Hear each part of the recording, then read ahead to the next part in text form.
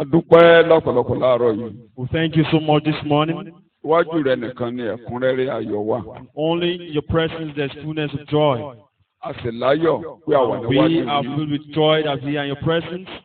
Inú wa dùn lọ́pọ̀lọpọ̀. We are so happy A lè wá síwájú yín gẹ́gẹ́ bí ọmọ. that we are able to come to your presence as a child. Ọkàn wa sì balẹ̀. And we are sure and calm Pé ẹ lóko mẹ́rin láyé ju ìjọ. that you don't have any other strength Inú ìjọ outside lẹ̀ the ń church, gbé. but you reside in the church.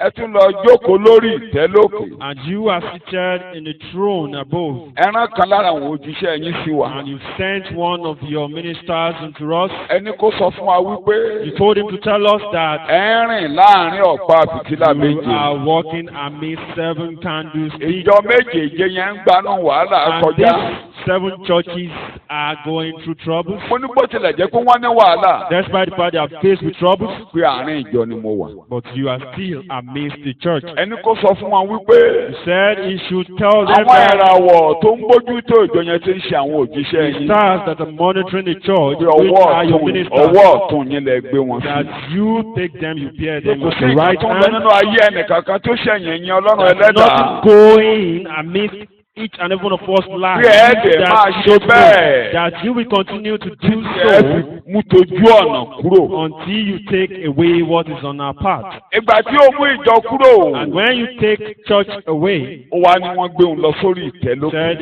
he was taken up Wọ́n to ní the throne gòkè wá níhìn. and said, "Come up thither. Èmi yóò fi ohun tí yóò hù lẹ́yìn ọ̀la hàn I ọ́. will show you what will come up in the future." Bẹ́ẹ̀ ló bẹ̀rẹ̀ sí í ṣíwé ìdájọ́ rẹ lérí ayé. Then you continue to open the book of judgment. Bẹ́ẹ̀ni over the ìjọ world. ò ní nípa nínú eléyìí o. And the church will never partake of this. Pé kẹ́ má bàa nípa nínú And eléyìí. for you not be a Mo partaker of jókòó this, mo ń rìn I láàrin. am seated and I am walking amidst you. Láàárọ̀ yìí jẹ́ ká This fara balẹ̀. morning, let us be calm. A mọ̀ kó wà láàrin. We know that you are in our midst. O fẹ́ tú wa ṣe ni. You want to remold O fẹ́ us. pèsè wa sílẹ̀ fún You títà want to lọ. prepare us for where we are heading Pé to. nígbà tí bí bá ń bá And ayé. when evil is befalling the world, Kí bí má bá wa. that evil should not befall us. Ràn wá lọ́wọ́ láàárọ̀ yìí. Help us this morning Láti dúró. in order to Bí stand. o ṣe rán wa létí náà tó ń tẹ̀ mú wa As létí. you have reminded us Pé and tá a bá dúró emphasizing ti ọ̀nà ọjọ́ that if ìpọ́njú. we stay firm, Ìgbà tójú bá ń pọ́n ayé, the ojú ò ní troubles, pọ́n wa. when the world is facing troubles will never be trouble. Bá wa pàdé láàárọ̀ yìí. Meet us this Bá wa morning. sọ̀rọ̀. Speak to us this morning. A ó fi ògo àtọ́lá fún We ọkọ. give glory and honor unto you. Ní orúkọ Jésù In mo gbàdúrà. Jesus' name I pray. Máa wọ̀nà fún ìlú tuntun. Keep looking Pẹ̀lú ahead ayọ̀. for the new city with joy. Jẹ́ kẹ́nu rẹ̀ dùn torí ìlú tuntun yẹn nìkan ni o. Be truly glad of this. Ayọ̀ ìyanu ló wà níwájú rẹ. There is a wonderful joy ahead of you. Orí ẹ̀ ni mo wà, ibi tó lágbára jù lábẹ́ ẹ̀kọ́ yẹn ni mo dé. And I'm still on it, and I'm on where it's important on that lecture. Eléyìí tí mo sọ pé And I'm saying, fara rẹ balẹ̀ kó o fọkàn sí lákòókò tá a wà yìí. be calm, pay close attention to him at this time. Torí mò ń dá ayé tuntun àti ọ̀run tuntun. Because I'm creating new heavens and Gbogbo new earth. ìnira, All your troubles, ìdàrúdàpọ̀, chaos, ìrora your pains tí ìṣáájú yóò kọjá lọ. of the former will be forgotten. A ò ní rántí wọn mọ́. They will never be remembered no more. A ò ní rántí wọn mọ́. They will never be remembered no more. A ka ìwé ìfihàn. We are going to read the book of Revelation, Orí ìkọkànlélógún. chapter 21, A kà láti ẹsẹ̀ ìkíní dé ìkarùn-ún. starting from verse 1 to 5, Orí ibi tí mo bá ẹ̀kọ́ dé. where I am. Ẹni tí ó jókòó lórí ìtẹ́. He that is seated upon the throne, Ó ní kíyèsí. he said, "Behold, Mo sọ ohun gbogbo di ọ̀tun. I have made all things new." Nígbà tí mo ṣẹ̀kọ́ kẹ́yìn. When Mo ní I ta ló jókòó lórí ìtẹ́. finished the lecture, the message, I said, "Who is seated on the throne?" A ṣàlàyé rẹ̀ ó yé wa. I explained it Mo sọ ohun vividly. gbogbo di ọ̀tun. I have made all things new. Àwọn nǹkan tó máa di ọ̀tun yẹn ni mo gbẹ́nu lé. And all those things that will become new is Mo ní what ìgbàgbọ́ I pé màá lè started. sọ díẹ̀ ń bẹ̀ láàárọ̀. And with faith, I will say little I've out of it. We said some Àwọn ènìyàn tuntun. that new tó ń lọ sí ìlú tuntun. men that are heading to new city. Pé ìran tuntun ni mo máa mú jáde. That new generation will Yẹn la tó come wá ṣẹ̀kọ́ up. yẹn pé ìran tuntun nínú ayé That's mi ló lọ sí ìlú how tuntun. we made this message that new people will be going to new city. Mo ní onígbá méjì olójú méjì ní ẹ̀kọ́ yìí ní. Is in two parts. Eléyìí tó ṣe pàtàkì jù níbẹ̀ tí a ń wò ní pé ibi tí a ń lọ ohun And the tuntun tó wà most níwájú. important of it all is Kìí ṣe the ti ayé new yìí place we are heading to, tó wà not of níbi this tá a ń lọ world, ní ìlú but tuntun. where we are heading to Ibẹ̀ in that gan-an new ni city. ẹ̀kọ́ ìdojúkọ jù. And that's where our Máa ò ní message máa will be yàbára. on, but we will be digressing. Torí àwọn ohun tuntun tí Ọlọ́run ń ṣe lónìí nínú Because ayé of àwọn the tí ó new gbàgbọ́. things God is doing today, those believers. Jẹ́ kí n yá èdè Bíbélì lò. Let me use the scripture. Bíbélì kan ní àwọn tó ti tọ́ adùn ọ̀run wò. Verses those that have experienced the sweetness of So, heaven.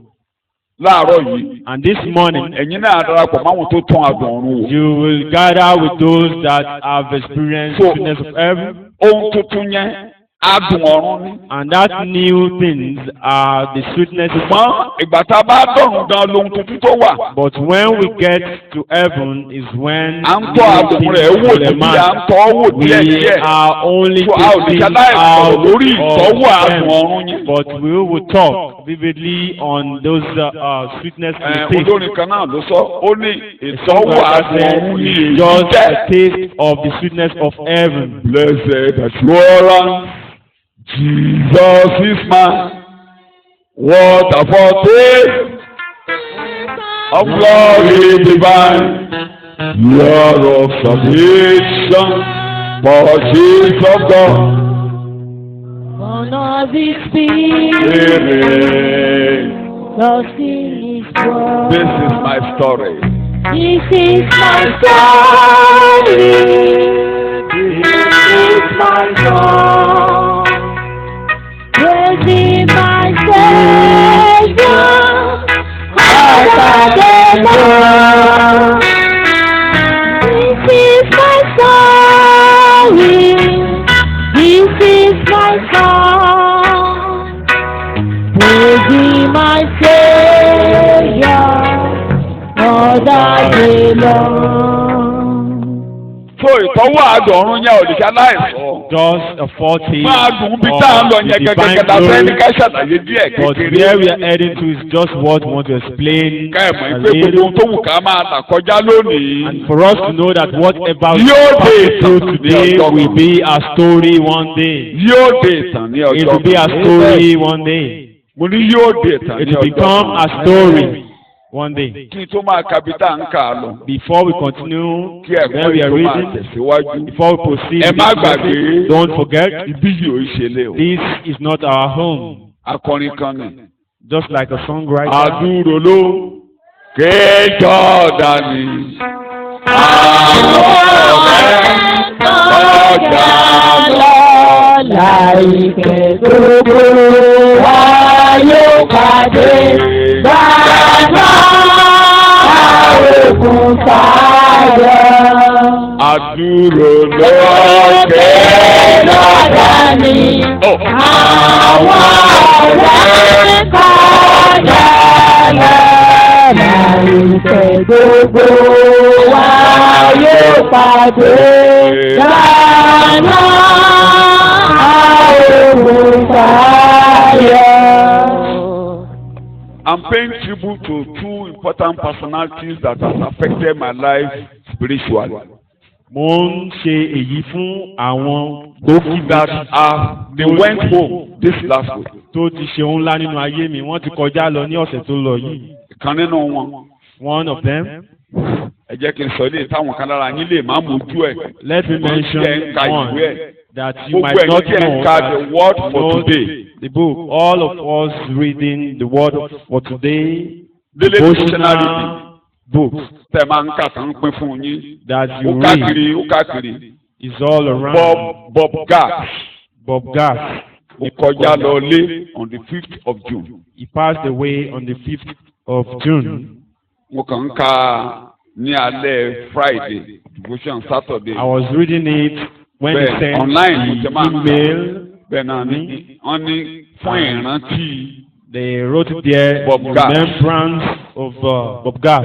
Ó bẹ̀rẹ̀ sí í ṣiṣẹ́ ìránṣẹ́ yẹn láti 1991. He started that ministry since 1991. Ẹ̀yin tẹ́ ẹ̀ ń rúra àwọn èèyàn ń lọ. And those of nǹkan us kùn. that are running, Born in people are 1944. passing away right from. Married in 1991. He was born in 1944, married in 19, And passed away 71. 2009. and passed away 2009.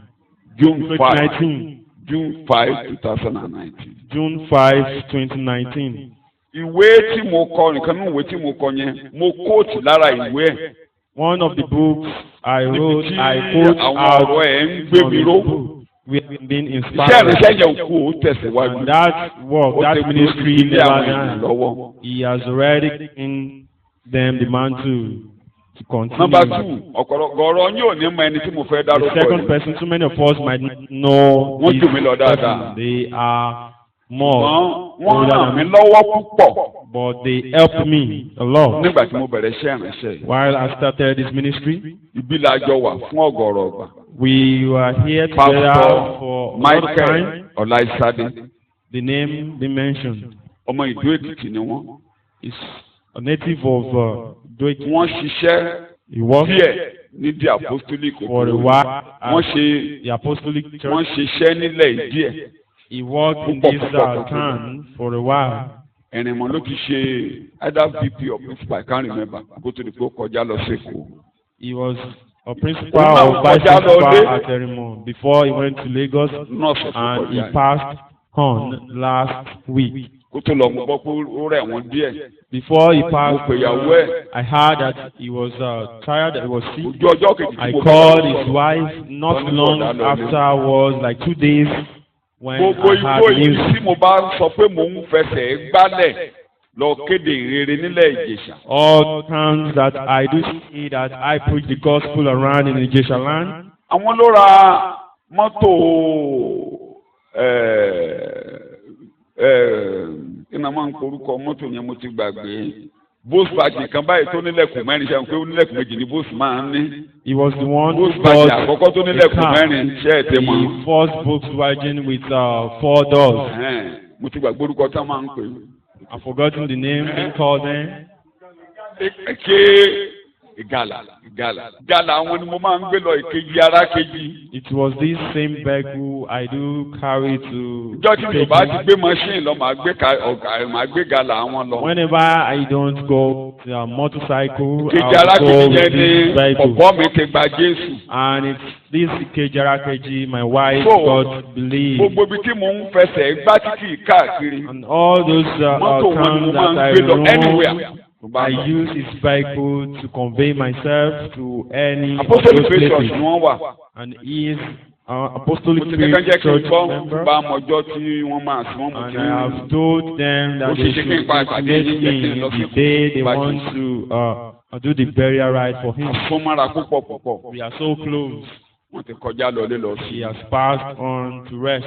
Olúwa máa wà náà délé. Lord, we take us home. Ilé làbọ̀ sí ní oko. Home is our place Torí of mo rest. mọ́nítọ̀ wọn títí. Wọ́n fi ń Because dá. I monitored him Ó while jẹ́ kan lára he àwọn tó grows. jẹ́ pé ohun tí àjọjọ gbàgbọ́ la fi ń gbélé ayé. And he is among those Òun náà ní lọ that sí ọsítù bíi tèmi. hold on to what we believe. Ọmọọba àná nídòó ni wọ́n.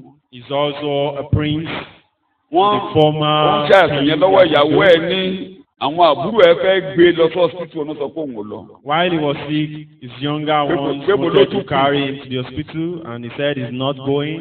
And he said, "Has remained." Ìgbà táwọn ló kọjá lọ, mo wá bá ọ̀rẹ́ mi kan sọ̀rọ̀. After I've been told that Ó láwọn aráalé ẹ̀ fagídí I gbé lọ. spoke to my Mo ní bóyá òun náà ló jẹ́ kó múná lọ lọ́jọ́ they kejì. said his relatives Wọ́n náà fẹ́ pa gbé lọ. Mo took ṣe ń lé him to pẹ̀lú. the hospital with force, and Mo as ní the ìjọ ní judge there, ìwé Olúwa mú yín délé o. gave up the ghost. Mo ní Olúwa mú yín The délé Lord o. will take you home in Jesus' So tá a bá name. ti ń sọ, And ìrora wà while we are níbí. saying it, there is growing Ìnira wà pain, níbí. pains here. Wàhálà wà níbí. There are troubles here. Tí mo ló wà níbí. There are troubles Tí mo ló wà níbí. here. Ṣùgbọ́n ká délé ní pàtàkì. But for us to get home is So important. mo kàn fi yẹn pay tribute fún wọn torí ayé wọn wọ́n fọwọ́ kàn mí. I'm only using that to pay Wọ́n tribute gbé mi to them lápá because they touched me, they put me up Nínú iṣẹ́ ìránṣẹ́. in the world Tòtá bá ti ń sọ pé of God. à ń tó àdùn òun wò níbí. Whenever we Ibi ò lè dàbí ọ̀run. think this place can never Come on, be Nicole, like let's heaven, it will never be Ew. like heaven. Ẹ́ẹ̀ It will never Tòtá be bá ti ń like sọ pé heaven. fara rẹ balẹ̀. Whenever we are saying it, that you Bá should ti be ń ṣẹ̀kọ́ calm. àárọ̀ yìí pé ilé làbọ̀ As síbi I ogun. am preaching this morning that Tẹ̀rí ẹ̀ máa ní oh, ìṣẹ́jú kan kí n tó máa ṣe. where we are to bow down your head, Olúwa wàá mú mi that dọ́rùn. Lord, you will take me to heaven. Wàá mú mi You dọ́rùn. will take me to heaven. Jẹ́ kí ọ̀rọ̀ ọ̀run kalẹ̀ kó yé mi Let dáadáa. the word of heaven be understood by me. Torí ohun gbogbo tó wà níbí máa tán. Because all things here will vanish. Ó máa tán. It will vanish. Bàbá lẹ́ẹ̀kan sí. Father, once again, Jẹ́ kọ̀rọ̀ yé wa. let us understand your Jẹ́ word. kẹ́kọ̀ọ́ wọlé. Let His word enter into our heart. Amen. We will praise you. Lórúkọ Jésù mo In gbàdúrà. Jesus' name have I prayed. Ẹ ka Bíbélì yẹn láti ẹsẹ̀ kìíní dé ìkarùn-ún. Read the scripture from verse 1 to 5. Revelation chapter 21. Mo sì rí ọ̀run tuntun kan àti ayé tuntun kan. Then I saw a new heaven and a new earth. Nítorí pé ọ̀run ti ìṣáájú àti ayé ìṣáájú ti kọjá lọ. For the first heaven and the first earth had passed Má away. gbàgbé o, mo kàn mọ́mọ́ ní kẹ́kà. Don't forget. Ayé eléyìí máa I tán. only want us to read it. This word will vanish. Ayé tiẹ̀ ni ò ní tán. It's only your heart, your Bí word. ayé tiẹ̀ will máa not vanish. tán ni mo ṣe la ṣe ń For kọ́ your wá fún life not to vanish. Ayé That's eléyìí máa why tán. I'm preaching. I'm saying this very word will Ayé vanish. tiẹ̀ ni Jésù ò fẹ́ kó tán. And it's your life that Jesus Sọ bẹ́ẹ̀ ayé don't tèmi ò want ní tán. it to pass away. Ayé eléyìí á My tán. life will not pass Olúwa jọ̀ọ́ má away. jẹ́ káyé tèmi Oh tán. Lord, help me so that my life Eléyìí á will tán. not vanish. This Eléyìí á one wó. will vanish. This Má one jẹ́ will káyé be tèmi destroyed. tán. Help Má me jẹ́ so káyé that my tèmi life will wó. not be ruined. Help me so that my life will not be demolished. Jésù Olúwa wa. In Jesus' name, our Lord. Máa kà á. Òkun kò sì sí mọ́. Bẹ́ẹ̀ni. There was no longer any sea. Mo sì rí ìlú mímọ́ nì. I saw the holy city. Òkun àwọn ní wàhálà. That sea has a great trouble. Arctic region níbi tọ́lọ́run kó yìnyín pamọ́ sí. At the Arctic region You where can Google to CNN snow is being stored. or you Google Arctic. Wọ́n á sọ ibi tó dé. You can CNN gbé Google jáde ní àǹjẹ̀ta àbánà. CNN Àwọn broadcast onírìsáàsì it lọ sójú yesterday. òkun yẹn wọ́n lọ. Yìnyín When- tó wà níbẹ̀ ń yọ. They went on a research Tí mo ló ń ṣe. that Arctic Very snow fast, is very fast. melting so fast. Wọ́n láti gbé nǹkan. Mo And fún the- ní pé èèyàn wà láyé. There are men in this Ọlọ́run world fún yàn ní ọgbọ́n. that Ẹ̀ṣẹ̀ are ló bá yé blessed with èèyàn jẹ́. wisdom. Èèyàn tóbi. Only sin. As Bó ṣe wà yóò tóbi. human Tọ́bẹ̀ are rẹ̀ great. mo tóbi lọ́wọ́ rẹ̀ bàbá. You are great. I'm great. Ó ṣe èèyàn yẹpẹrẹ sọ́bẹ̀ fún mi. Ó ṣe èèyàn You are yẹpẹrẹ. not a mere person. Torí bí tí mò ń bẹ́ kọ́ lọ láàárọ̀ yìí nìyẹn. Because that's where I'm heading to this morning. Mi ò ní wéèsì dànù láyé. I will not waste away in this Wàá fi mí world. dára láyé. You will make me, you will use me for wonders. Sàmì àdúrà. Amen. Wọ́n dúró lórí yìnyín. Wọ́n dúró lórí They yìnyín. stood Wọ́n gbé on yìnyín that báyìí. snow. Wọ́n dẹ̀ nǹkan fẹ́ mọ̀ ni pé wọ́n fẹ́ mọ mítà síbi tí yìnyín yẹn dé. They wanted to know Wọ́n the dẹ̀ mọ̀ depth, kó tó kó depth bẹ̀. of Orí yìnyín yẹn ni that, wọ́n dúró sí. of that ice, Wọ́n lọ, wọ́n dẹ̀ ń tì í bọlẹ̀. Wọ́n ló ti reduce. and they observed that it has reduced. So tá a bá ń sọ̀rọ̀ climate change pé. Whenever we are talking about climate change, global warming. about global warming, Ó change. it has Má jẹ́ changed. kí n sọ̀rọ̀ lórí yẹn púpọ̀ kò má Don't let me jẹ́ dwell kọ́ on that. torí ozone layer ló fà á. Tó ń jẹ́ ozone fà á máa sọ Ozone máa ń jẹ́ layer. ọ̀pọ̀ àrà. We will still talk about that, but that's not for today. Òkun nìyẹn. That's sea. Yìnyín tọ́lọ̀ ń kó pamọ́ síbẹ̀ kó máa tu ayé lára. The Omi yọ eyes tó are tó ń being jà stored láyé. there. Ẹ lè rí jì anytime. Make us comfortable. Atẹ́gùn You lè might fẹ́ see anytime. any storm, Atẹ́gùn lè kó ilé. any tornado, Gbogbo bó ṣe ń kó ìlú any lọ tẹ́ ń gbọ́ lára àwọn ibi tí Quake. omi yíká yẹn. Mo lè ṣe máa gbọ́ US, Canada kò sígbà tí that's where you hear about hurricanes up and down, ó lè tornadoes, mẹ́rin lè jà lọ́dún kan. and fall might even quite or affect. Àwọn olùsọ́jà yẹn wá sọ pé And those researchers were saying Nǹkan ti ń ṣẹlẹ̀ lábẹ́ that omi. something has been happening Nǹkan ti ń ṣẹlẹ̀ lábẹ́ òkú. underneath. Wọ́n wádìí rẹ̀ lọ́wọ́lọ́wọ́. And that's what they are researching right now. Ní bọ́lá ń ṣe wá dáa tó. You see how God, Ìlú ibi tá à ń lọ, kí náà ní kò ní sí níbẹ̀. where we are heading Kò to, sí wàhálà omi there will be òkú. no troubles of Shout the sea. hallelujah. There will be no troubles of the sea. No more sea. Ọmọ ìdílé lè fi ní wàhálà. You know why it is that Ṣé bá ti lọ trouble? sí Genesis? When you go Ọlọ́run ní kí book ilẹ̀ of jáde Genesis, láti inú ibo ló ti God jáde. said land. Orí ibo náà gbé wá gbà. Orí omi. We have been placed on the sea, on the ocean. Abẹ́rẹ́ bó ṣe rí bẹ́ẹ̀. Ìlú tí ò ní ìpínlẹ̀. A city Ibi tá a wà, without a lè foundation. rì. Anytime náà lè rì. We Tó tó bá rò pé bóyá òfin can dúró dáa, run anytime. ilé ẹ̀ lè rì. Ìwọ gan lè And wó. earthquakes anytime. Ikú àwọn kúrà lè ṣẹlẹ̀ sí anybody. Kéèyàn wọlé lọ́jì kílẹ̀ parudé mọ́ láì jẹ́ pé ṣe ló kú bó ṣe. Earthquakes can happen anytime. Tó ń gbẹ́kọ̀. Are you listening? Mi ò kọ́ mọ́kànlé ò mú kọ́ o. I don't say you shouldn't build your house, Mú kọ́ o. Ṣùgbọ́n mo mọ̀ pé màá jáde inú rẹ̀. but I know I will one day come out of it. Mo ń dìde mo ń sunlẹ̀ anytime. Òfin kan tó wà ń bẹ̀ tó nítumọ̀ sí i torí bí a tán. There's nothing so Ó special ó to máa tán. me. This will vanish. It will vanish. Orí omi. On the sea, ocean. Ayé wa tó dangerous tó jẹ́ pé tó o bá jọ́sìn ó kàn fara ẹ̀ ṣeré. Our life is in a Bí a risk ṣe wà báyìí so much lókè. that if you Omi don't wà worship lókè. God, Omi wà you níbo. are only joking. Tí o bá ṣe Ọlọ́run má jẹ̀mú. Up At any time omi máa kó wa lọ. If not, because Ló dá má jẹ̀mú pé màá rí pé omi ò kó ayé lọ mọ́. be drawn away. But he had made covenant that Tí o bá ṣe má jẹ̀mú. Lord will never. Omi òkú If láì not jẹ́ gbọ́dọ̀ kò kàn covenant, sọ̀rọ̀. Omi lè bínú. if not God has Ó lù arúgbó spoken, wá. Omi water might even tí ó affect ṣùgbọ́n rè. us. He has already Olóko made ìṣùmọ̀lẹ̀ a sójú rainbow. ọ̀run. He has made rainbow. Pé màá rí pé omi ò kó ayé lọ mọ́. And they will never allow flood to affect O ní us kankan o. again. You have Tí ẹ bá nothing. ṣe ń wọ́ọ̀ṣì tẹlifíṣàn ṣe ń wò bí ọ̀ríkèé ṣe ń ṣẹlẹ̀. If Ẹni you are bí ilé ṣe ń da watching, sọ ilé ń da sẹ́fìtì ló ń da Our sá. properties, Oh, bó ṣe wà our yìí o. buildings are vanishing. Ayé tiẹ̀ ní o gbọ́dọ̀ wó o. Your Eléyà life wó will o. not be ruined. This Oh, one bó ṣe will wà pass yìí o. away. Can't you see how Mo ló ṣe. you are not Oh, more? kù You sílé are o. not more. You are not more than this. Òkú kankan sílé You o. are not more. You are not more than this. Bó ṣe wà yìí o ju bó ṣe wà yìí. You are not more. Aṣọ Than ọ̀nà this. ẹ̀wọ̀ kan ló ní. These garments you are putting on, Wọ́n á bọ̀. for the owner, it will be taken away. Àìṣe lára tẹ́lu. And go and buy white clothes. O ní mọ́tò o. You don't have a car. Àti ìgboro náà máa fi gbókù ẹ o. They will use ambulance to carry your cut. Akàtà kọ́kọ́ gbé ọ kúrò lórí bẹ́ẹ̀dì. They will just take you away from the bed, Àpọ̀ṣọ kúrò lára rẹ̀. take away garments. Gbẹ̀nà wá ìjà kẹsà kan nínú ilé níbẹ̀ tó ń fi yí ọ bóyá ìró ìwé àbí kìnìún kan náà kọ́kọ́. One round or Gbẹ̀nà la sọ sómi. yard of clothes to wrap you, Mo náà ṣe.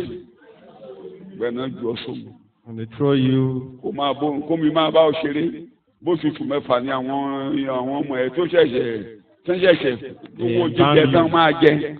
Maybe till like 6 months. Owó tán máa fi ṣàlàyé bí wọ́n ṣe tó fáwọn ọ̀rẹ́ wọn. The money they were going to use to show how Pé wọn ò kẹ̀rẹ̀. buoyant they Pé are, wọn ò kẹ̀rẹ̀. that they are still there, How are still can in town, Mo láwọ̀ ṣe. that they Owó yẹn ni are wọ́n wà, buoyant, kì í ṣe that owó they òkú ẹ̀. are still looking for that money, not Owó the òkú ẹ̀ money for your owó wà. burial. Kán ra aṣọ sí ọ lára, kán ra kó sí, kán gbẹ́ kòtò. Owó òkú ẹ̀ ò sì yẹn. Gbogbo owó òkú ẹ̀ pátápátá kò ju owó sí. It's not more than Kò ju aṣọ tán máa fi sí ọ lára àtẹlẹ̀ kán gbẹ́. the clothes Owó they òkú ẹ̀ buy nìyẹn. you and Ẹjọ́ the land they will dig. oṣù mélòó la fẹ́ fi wá wó ìyẹn. And how many months do you want to use to search for that Bí money? ẹ ṣe wà yìí, owó òkú wà lọ́wọ́ yín. As you are seated, as you Kí ni are, mo wí? you have the money for burial. O sì lè rópó tí 40 You can tó dáa. see a coffin for 40,000 Ew. naira. That is good. Ẹni agbẹ́lẹ̀ àgbà 15,000. And the person that will dig will take maybe Gbogbo aṣọ 15,000. téèmù ọba fẹ́ràn pátápátá kẹ́ra The 20,000. white clothes maybe Ew. 20,000. It won't be up to 20. Oṣù mélòó ṣé owó òkú ẹ̀nà mi wà lè? Are they looking for Owó òkú ẹ̀nà the mi money wà. for burial? They are only looking for the money to show themselves that they are buoyant. Mẹ́màá ṣàṣe dànù. I will not labor in vain. Ẹ̀wọ́n ní ògùdọ̀ dáadáa. You should not be useless. Nígbà tí bàbá mi tó kú, mo ní mo ti tọ́jú ẹ̀, mo ní mo ṣe gbogbo, mo ní mo fẹ́ lọ sí. When my father passed away, Wọ́n ní kò lè ṣe é ṣe. I said I want to go and bury him. Wọ́n ní àjù bẹ́ẹ̀ lọ, wọ́n ní kò lè ṣe é ṣe. Said Bí more mo than ti that. tọ́jú ẹ̀. I said I've already taken care of him. Mo ní kò sí bẹ́ẹ̀, wọ́n ní kò lè ṣe é ṣe. They said it's not Ìyàwó mi ní kí n má possible. jẹ kan pọ̀. My wife Àwọn advised ọjọ́ náà me ní that pé I should. kò pọ́n wọn lé. Ṣé bàbá la fẹ́ pọ́n lé yẹn? Do we want Eo, to? mo ní màá dé kàrà o, àwọn èèyàn tó bá ti dé kàrà wọ́n ní tó bá ti wá kí mi, mo ní mo ti padà wá dé kókó kí mo ní bàbá tó wá, mo ní mo ti àṣìf, kọ́tọ́lọ́ ní kí n àṣìf. Beans cake for them, but I've achieved Níjọ́ tí what mo lọ pé God bàbá has mi wá, achieved. bàbá ọ̀la ló bá mi gbé wọn dé. The day I went to carry my father, Èmi máa ń sọ̀rọ̀ ní ṣọ́ọ̀ṣì. the Holy Spirit spoke Ó lóun wá, that ó ní ká bá mi tọ́jú ẹ̀, that ó lóun lòun we gbé wá should bí, take care of him, kán lè that kó lè dọ́rùn. he brought him so that he Tó bá wà bí nígbà can yẹn rántí. if you are here that time you remember. Èmi náà dẹ́ ìjókòó tì, máa ti dá And dúró I sí start ẹ̀, with him tọ́jú and onírẹ́ náà, then mo ká he was tì. diagnosed that he had renal. Bó ti ẹ̀ kó ń dùn mí lára ara kan mí. Ara kan mí. I was Torí mo fẹ́ràn wọn púpọ̀ not púpọ̀. happy because I love him so much. Mo lè ṣe gbogbo tó dẹ̀ tẹ lọ, wọ́n ní kò pọ́n wọn ní. When he passed away, Ṣé nǹkan I mọ́tàlá was rẹ̀ told jẹ́? that you Mo should fẹ́ kọ́ honor sí fún mi him. káyé gbọ́kọ̀rùn wọ̀ ìwọ ara That wọn ni you wọ́n fẹ́ want lọ́jọ́ wọ́n ti to- kú rẹ o. Fulfill this Mama, burial oh, right ti kú ẹ that o. people should know. Owó òsìkú ẹ̀ wà lọ́wọ́ wọn o. The money for the burial is in their hands, their pocket. Ìsìnkú ẹ̀ jẹ́ mẹ́ta. Mélòó ni mo pè é? You have just three Ogbó things: sí rẹ̀, your coffin, aṣọ rẹ̀, the clothes, àtẹlẹ̀, and the land gbogbo you keep. ìyókù. All Káwọn other ọmọ rẹ̀ tó ṣe bí wọ́n ṣe kéne bí wọ́n ṣe tó. things for your children to show how buoyant they are. Bẹ́ẹ̀ni ń wáyé ṣá. I will not just come to this world in vain. Àbádẹ́ ti sọ fún mi. And whenever you are Àdéhàyè being owó banned, ẹgbẹ́ wọn owó tó máa fi tọ́jú ẹgbẹ́ wọn ni wọ́n wá. the money they will use to take care Bá of débi kánòpì ẹgbẹ́ their wọn á lọ colleagues. rinrinrin. When you get to where their colleagues are gathered, Ọba ni wá. you will see how they Àkàkùn sọ́nù will, bí ọba.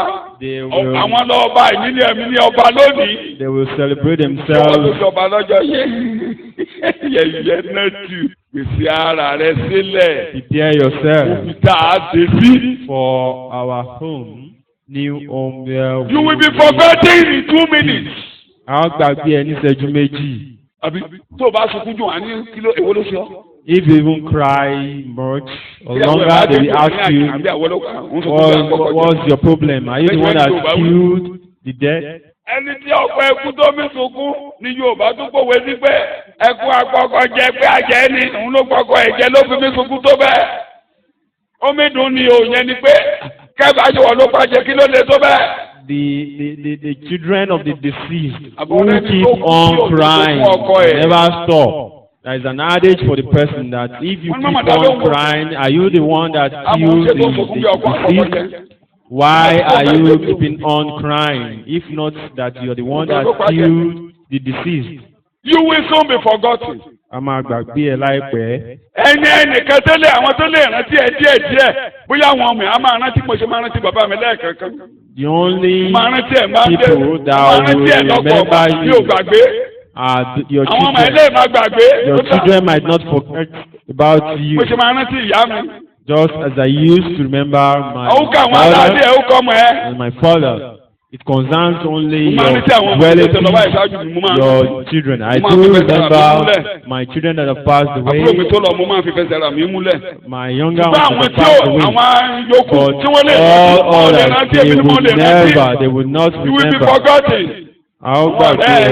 Ọ̀rẹ́ gbogbo ẹ̀ kíní kan mi ò lè ṣe kékeré ní òtítẹ́ tí ẹ ò jẹ́. Mo sọ́ọ̀rì ẹ̀. Pèsè ara rẹ fún ọ̀run. Prepare yourself. Kí ni mo pè é? Prepare yourself. Wọ́n á gbàgbé. Prepare yourself. They will forget about Bí you. bàbá onímọ̀ dáramọ́lá ó ní yẹ̀yẹ́ náà tù. Like Ó ní wàá máa rí wọn nísìnyí wọ́n á máa ṣí gòbíà. Chief.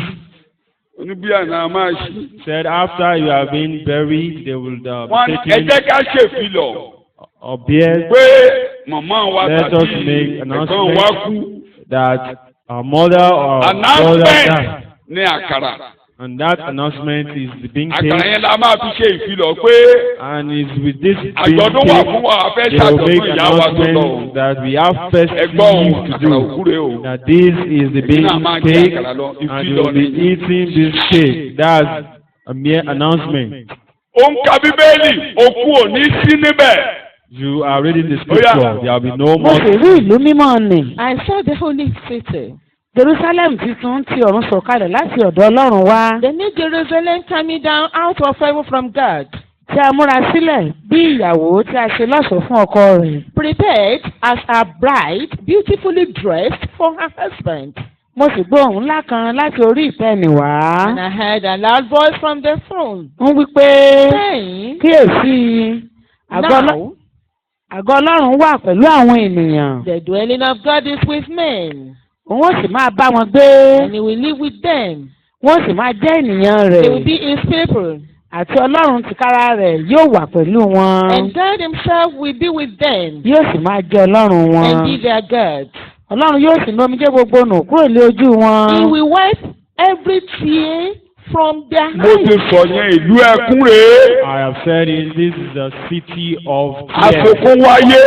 We come to this world to ṣàlàyé tears. yẹn bẹ́ẹ̀ lọ́rùn pé Explain that. èmi ò ní sunkún lọ láyé. I will never live here with tears. mo ti fi jọ́sìn lẹ́nu ọjọ́ mẹ́ta yìí. I use it to worship some of these jọ́sìn mo things. fi jọ́sìn mo I lọ́lọ́. worship it. I saw God. mẹ́ma sunkún lọ níbẹ̀.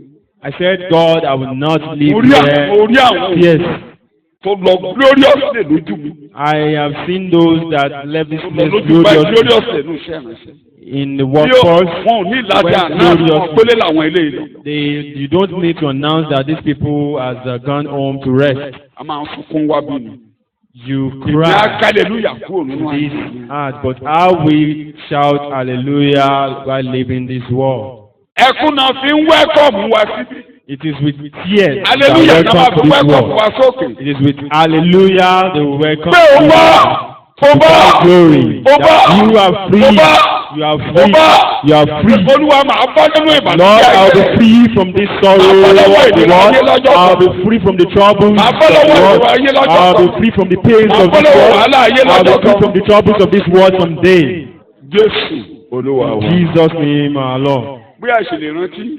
Maybe we might remember. láìpẹ́ ọjọ́ wàhálà yóò dópin kò ní sí.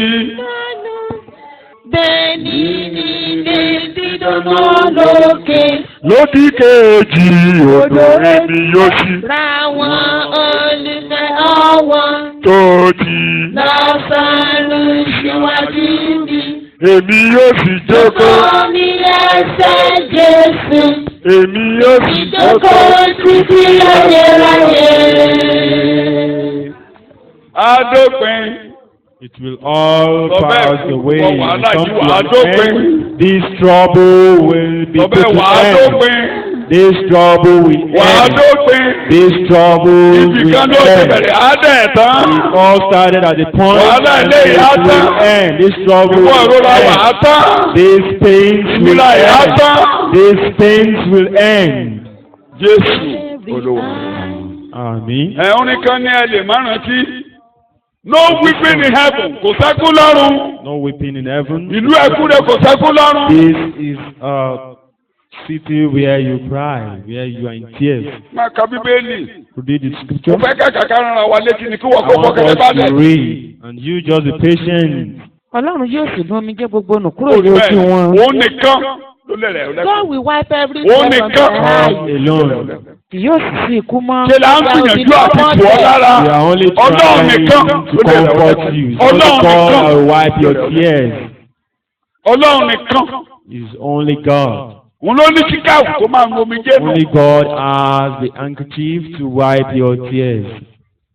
Bíbélì ló ń kà. You are reading Fún náà ṣe ní kó gba Jésù gbọ́. That's why we are saying Bọ́ ọ̀rọ̀ náà ó yá accept fún. Jesus, that you Pé màá don't need gbẹ́rù to ẹ̀, cry, òun that dáadáa he ni will mo ṣe prepare tèmi your ọ́. burdens. He has prepared good things, better things for you. Wá wo nǹkan dáadáa tó Cease wà from fún crying, cease from Mo lédè weeping. fún ọ. I have plans for you. Tó o sì lè máa gbin, ó kárí sọ. You might Ó still be jẹ́ jẹ́ kínú ẹ̀ crying. dùn. Bẹ́ẹ̀ jẹ́ You kínú ẹ̀ just dùn. be happy, be happy, Kí ló ṣe é tó ṣe glad. nìkan? Jẹ́ kínú ẹ̀ What has dùn. happened to you that has never happened Jẹ́ to kínú ẹ̀ any dùn. other person? Be Tó o bá happy, kú be sínú glad. ìbànújẹ́ òrọ́rùn. If you die Ọlọ́run. in this sorrow, you are in Tó o gbàgbọ́ trouble. lọ́rùn kó tó lọ òrọ́rùn. If you don't Ọjọ́ tí ò ṣe nìkan. accept before you go, you're in trouble. Ṣé tí ò ṣe nìkan? There's nothing new. Yorùbá ní gbogbo aláǹgbá ló ṣe kéde. Ẹlòmíì tó ń wò lókè ló tó máa kẹ́ tó ń bá jà. Tó ń fa yọjọ́. You only see people- tó ń wòkè. Tó ń You wòkè. don't know what's affecting them. Kálukú ló ń wòkè. Ó ní ọkàn rẹ̀ ilé kan bẹ́ẹ̀. Lọ́nà Ọ̀rọ̀ jìjì láyé ìṣẹ́. Ilé ìyá òde. Sára ìdúró máa ṣe kan. rọ́jú dúró. Ìdúró máa ṣe kan.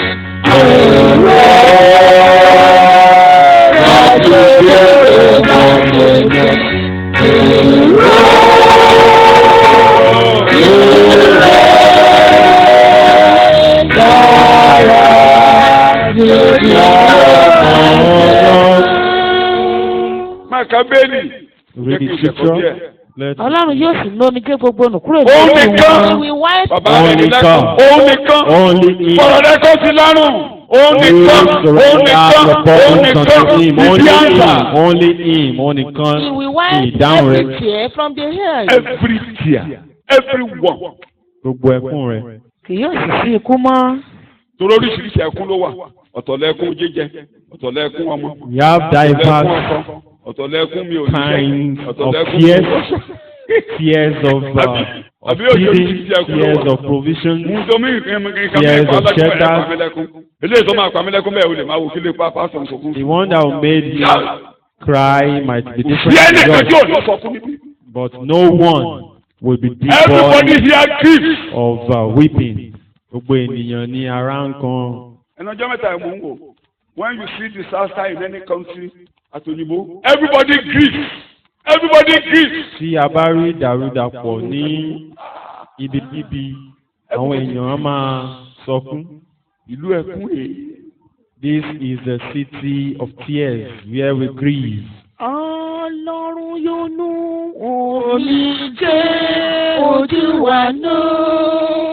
Yóò fàyọ̀ dìbò bẹ̀rù.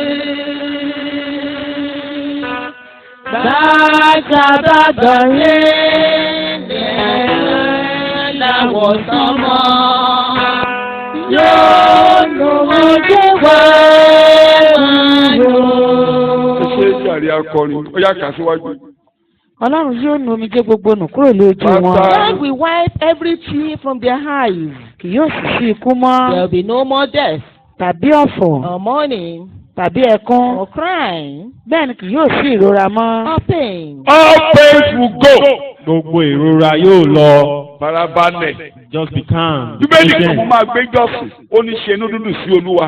Yóò sì mú Be kéde glad ṣe. to the Lord. Ọkàn Ó rẹ̀. lè kà fún lọ́gbọ̀n orí Make ìtagbà. all your desires come to pass. Ara mi sí irú ọba ẹ̀ tó yẹ pé ó gbọ́dọ̀ lọ láàárọ̀ yìí tó nú ẹ̀ bá dùn. But you still have some pains that must vanish if you are Àwọn happy ẹkún to kan wà have tó tún glad. débi láàárọ̀ yìí. There are some weeping Tó o gbàgbé ẹ̀ láàárọ̀ yìí. this morning that you will forget this morning.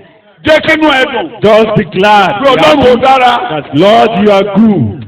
Jẹ́ kínú ẹ dùn. Be happy, be glad. Jẹ́ kínú ẹ dùn. Be glad. Tí o bá banújẹ́ ohun tó ń sọ ni pé Ọlọ́run ti kú. If you are sorrowful, what you are saying Bí is Ọlọ́run that tó ó God travel. is dead, that God you are serving has traveled. Àwọn Ọlọ́run tá à ń pè tí ó ìdáhùn. The God we call that never answer. Ọlọ́run tá à ń gbé. The God we carry. Ṣé bẹ́ẹ̀ ni Ọlọ́run eléyìí tá a sọ̀rọ̀ nípa rẹ̀? Is he the same one we are talking Ó about? wà láàyè. Is he alive? He's alive. Tó wà láàyè. Is he alive? Oh yes, he's Ẹ̀kọ́ alive. ló gbà pé ó wà láàyè tó rìn Truly you àárín believe that he's ìlàkọjá. alive and walking amidst the candlestick? Kókó mọ̀. Olúwa ó tó bí Ó tóbi o. Olúwa ó tóbi, ó tóbi o, ó tóbi. Kò sẹ́ni ká lè fi ṣàkàwé rẹ̀ o. Ó tóbi, kò sẹ́ni ká lè fi ṣàkàwé rẹ̀ o. Ó tóbi, Olúwa. Olúwa ó tóbi, ó tóbi o, ó tóbi. Olúwa ó tóbi, ó tóbi o, ó tóbi. Kò sẹ́ni ká lè fi ṣàkàwé rẹ̀ o. Ó tóbi, kò sẹ́ni ká lè fi ṣàkàwé rẹ̀ o. Ó tóbi, Olúwa. Olúwa ó tóbi, ó tóbi o, ó tóbi. Nínú ìjọba bàbá. Olúwa ó tóbi, ó tóbi o, ó tóbi. Kò sẹ́ni ká lè fi ṣàkàwé rẹ̀ o. Ó tóbi, kò sẹ́ni ká lè fi ṣàkàwé rẹ̀ o.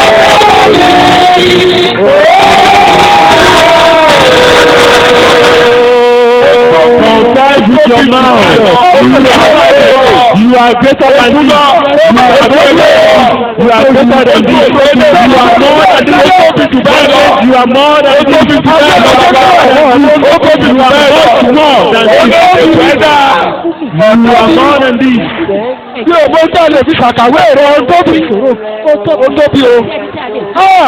Bàbá yìí tóbi. Kábíyèsí Elédùmarè. Abiyamọ òde ọ̀run ó tóbi. Ó tó wà lọ́wọ́. Ọlọ́run ò ṣe. Ọlọ́run ò ṣe. Olúwa ìbẹ̀rẹ̀ àti òkú. Kábíyèsí Elédùmarè ó tóbi o. Ó tóbi lórí ayé. Ó tóbi lórí ayé. Ó sọ ní ti ẹ̀yìn tó tóbi Olúwa ó ṣe.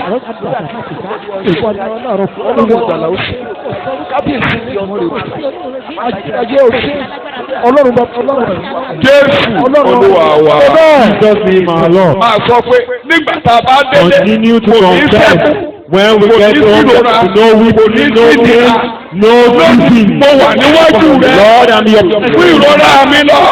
Take away my Omijé tears. mi nù. Wipe my tears. Fún omijé mi nù. Wipe away my Fún tears. ìrora mi lọ. All my pains. Ayé ọba tó pọ̀ ní ẹ̀pá àti agbára. Iwájú ẹni mo wà I am in yìí. your presence. Olúwa ni omi tí èmi dànù. Olúwa Ọlọ́run ayérayé mo ti wà níwájú ìwọ Ọlọ́run. Omi tí èmi dànù. Gbogbo ìrora mi. Olúwa Ọlọ́run kò nù dànù. Olúwa nù dànù. Ara ò ní ní mí. Ní ọ̀ní ní mí. Mo máa yọ̀dọ́run ni. Ní orúkọ Jésù. Màá yọ̀dé ọ̀run ni. Mo máa yọ̀dé ọ̀run ni. Ní orúkọ Jésù. Mi ò ní rí ìbànújẹ́. Mo ní mi ò ní. Ní orúkọ Jésù ni mo gbà. In Jesus' name, I pray. Torí orin láàrin ìjọ. Because you are walking and Ó making lè choice. gbà rí ìjọ kọjá kó máa wòjó rẹ nínú You ìlera. cannot walk and make choice and Gbogbo making ìlera oríṣìí náà kó síwọ́ nínú all ọ̀rẹ́. the of pain to cease in Jesus' name. Àwọn tí ò lè dá gbórí sókè. All those that will Ẹgbórí yìí. lift up in Jesus' name, lift up your head. Gbogbo àwọn tó ń wọlẹ̀ nínú àgọ́ láàárọ̀ yìí. All those toiling in the temple, Lord, talk of Holy Spirit. Ìwọ Ọlọ́run tó sọ fún mi pé o ti pa Fáráò láyà.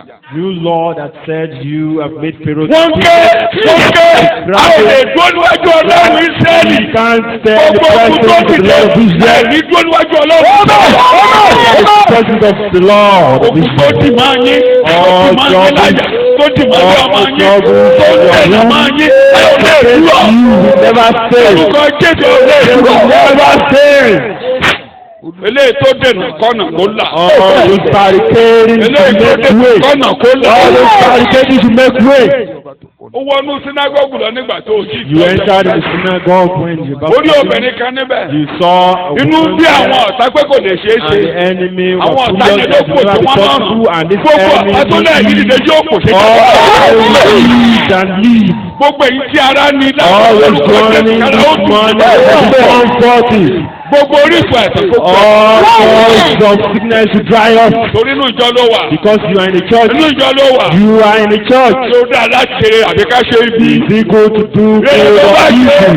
You are here to do good. Báwo yìí? This morning, Tí gbogbo ọkàn lára. comfort us all. Torí ètò rẹ ni. Because it's your plan. Àwọn tó máa kó lọ ibi tó dáa yìí. Those that will take Mo to sọ this glorious lẹ́yìn mo ní place agbọ́dọ̀ bá and ìtọ́wọ́ ọ̀run wò. that we must have a Lọ́wọ́ foretaste of ìkẹ́ni kankan divine kó ní glory. ìtọ́wọ́ àdùn ọ̀run. That this morning we should have a divine taste of divine glory. No sickness, Ẹkún lọ́run. no weeping, Ìrora lọ́run. no pain, Ìfọ̀nìjẹ́ lọ́run. no sorrow. Gbogbo orísun ìbànújẹ́ All tó fẹ́.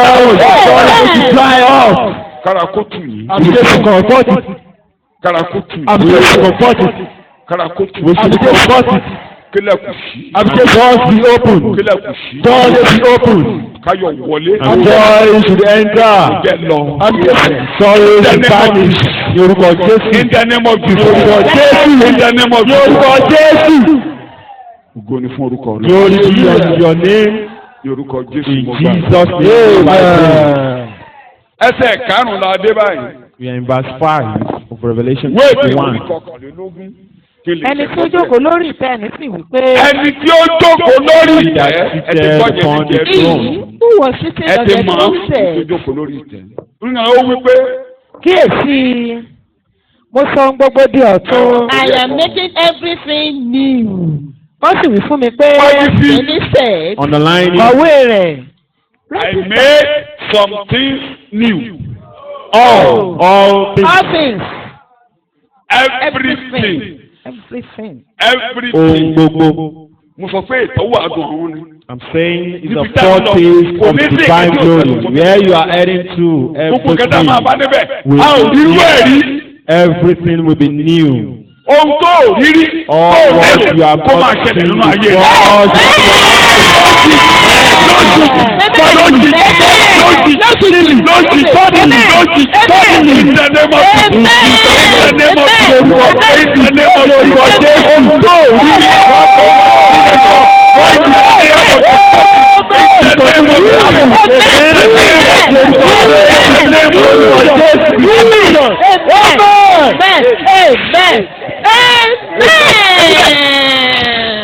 Tuntun. Everything Tuntun. new thing. Everything. Amen. Bó o ṣe fọwọ́ kọnú ìdílé. As you are touching Ló family, sọ ayé àwọn máa ń dọ̀tún. you the lives of the children, you are going to bone arrows blood. Where there is sickle cell, that's not our name. Disappear in the name of àrùn kẹrùn nínú ẹ̀jẹ̀. Kòkòrò bí kòkòrò. Whatever bacteria in the Bí womb, ìpayà ó dé bá a dé. In the name of Jesus. In the name of Jesus. In the name of Jesus. In the name of Jesus. ohun ọ̀tún lápapọ̀ la ṣe fún ni. Ohun àtijọ́ tí kò dé lónìí ẹ̀rẹ̀. Òtútù lọ́wọ́. Ọ̀kàrẹ̀ tó jẹ́ kí n mú díẹ̀ torí àkókò mi ti lọ. let me take you to our Ó dà bẹ́ẹ̀. because of our time, Jẹ́ sáà bóyá màá lè mú bíi méjì àbí mẹ́ta ṣùgbọ́n eléyìí mi ò gbọdọ̀ ṣàlàyé fẹ́nu kan. I must touch this. Mo ti fi jọ́sìn. Mo fi I jọ́sìn. use it to Nígbà worship. tẹ́ ẹ̀ máa ní kí n máa ké lọ́jọ́. When the Holy Spirit said I Okay, should ó lè yọ keep ọdún, ó on lè yọ ọdún tí mo fi crying, ké. shouting and Mo tún máa shouting ké láàárọ̀ yìí. for so many A years, new and I will status. shout. Amen. Say it out. A new status. Ipò tuntun, A new status. ipò tuntun, A new status. ipò tuntun, A new status. ìyípadà tuntun. Nígbà tá a bá dé ìlú tuntun, When we get to this new we will be city, given a new status. a ó fún wa ní ipò tuntun. And you will be able to fulfill God's original plan for your life. A sì lè ṣe ohun tí Ọlọ́run ní fún wa ní àtètèkọ́ sí. New status Ipò tuntun where you will be able to fulfill tí o ti máa ṣe ohun tí Ọlọ́run ní lọ́kàn láti gbogbo ṣe ní àti àtètèkọ́ ṣe. and with the work of redemption. àti iṣẹ́ ìràpadà. A new status for you ipò tuntun fún ọ now, nísìnyí. Bẹ́ẹ̀. through which you will fulfill God's nípasẹ̀ plan for your èyí life. tí o máa gbé Bẹ́ẹ̀. nǹkan tí Ọlọ́run ní ṣe fún ọ. Mo gbọ́dọ̀ yà àgbàlá kí n sọ lórí yẹn. In digression, Mo I ké will speak on that. mo fi ń dúpẹ́ ní tèmi ni o. I was worshiping God with that. Ó ní kí n máa That pariwo he rẹ̀. said I should shout. Mẹ́sẹ̀ ìbọn bẹ́ẹ̀ láàárọ̀ ìmọ̀tẹ́ gbàgbé.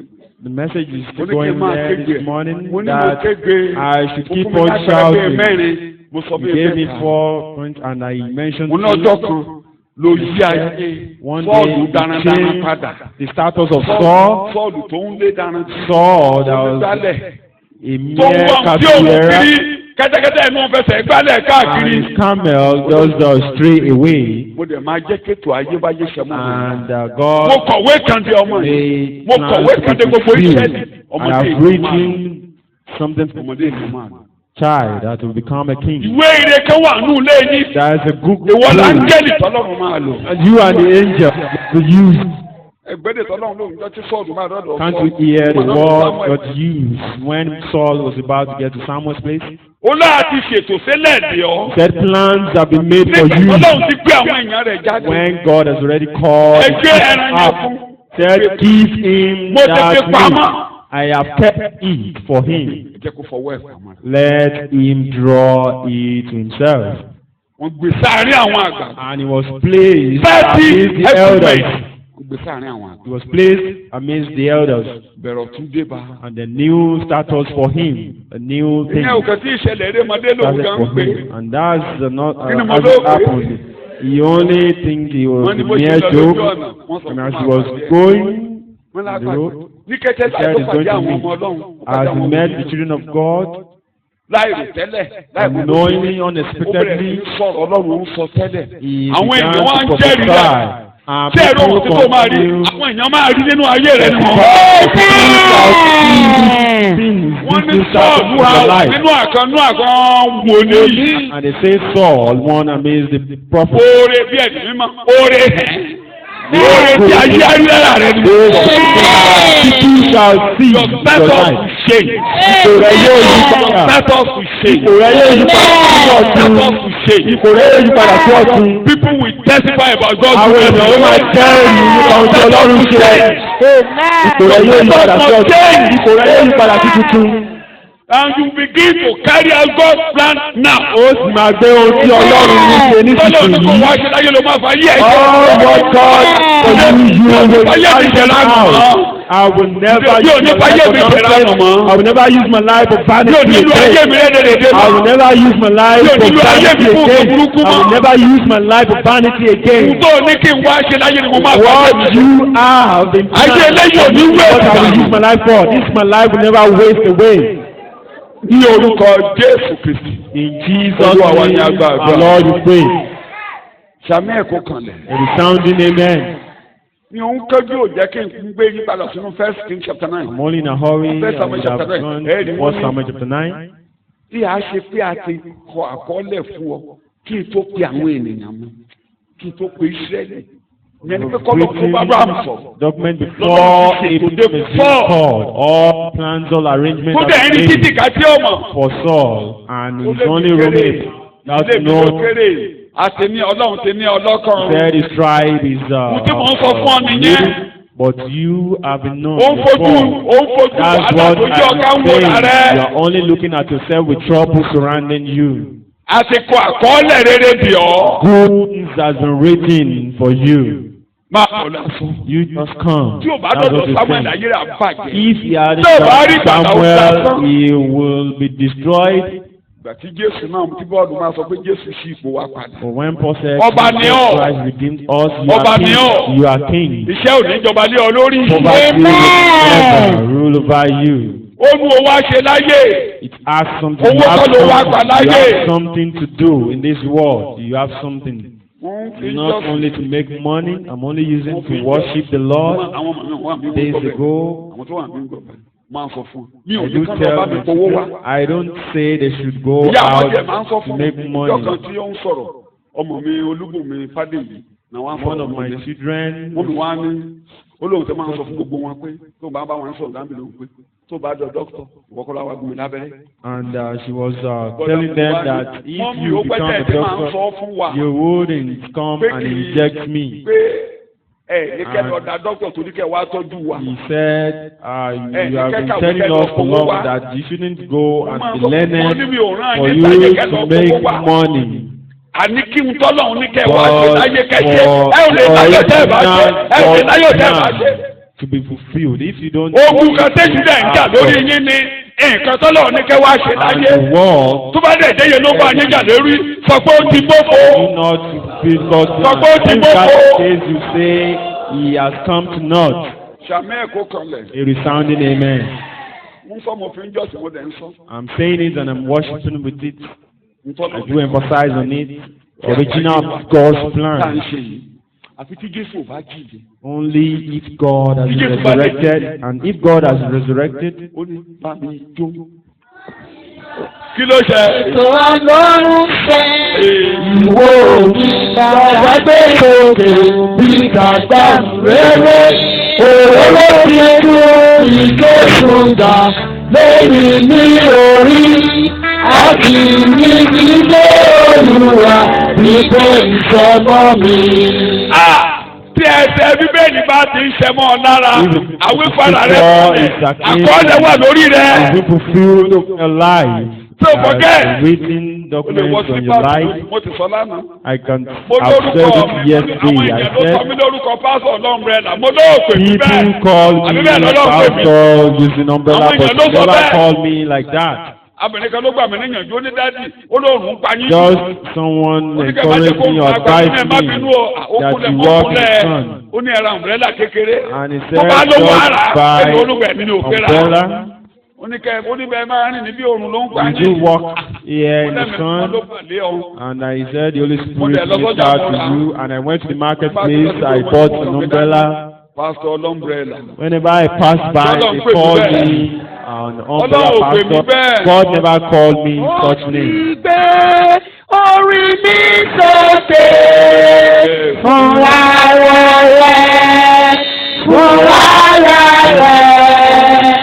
Òkè rà lọ́wọ́ sí mi, ògbé mi sókè, mo dàgbòdù. When God was about to do it, I bought a car. And we gathered some money and bought and all the people that are named in this world have already used. Even I do call the name Mercedes-Benz. When Benz is still Benz, German product. When it was disturbing me,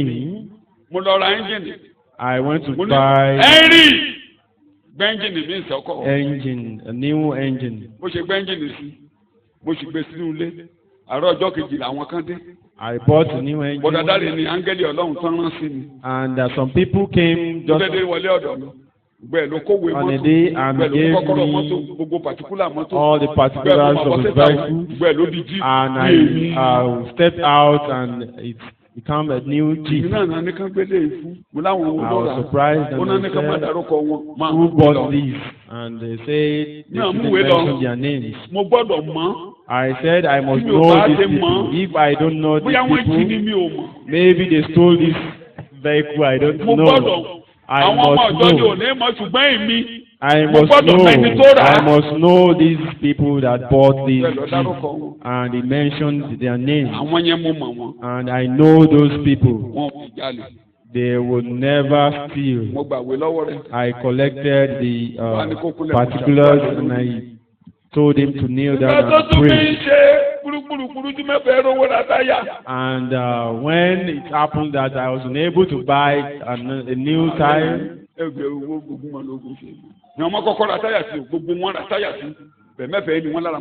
bought new tires to the vehicle, but as they were looking at the vehicle, they said, pencil, that they should buy this Toyota Camry pencil.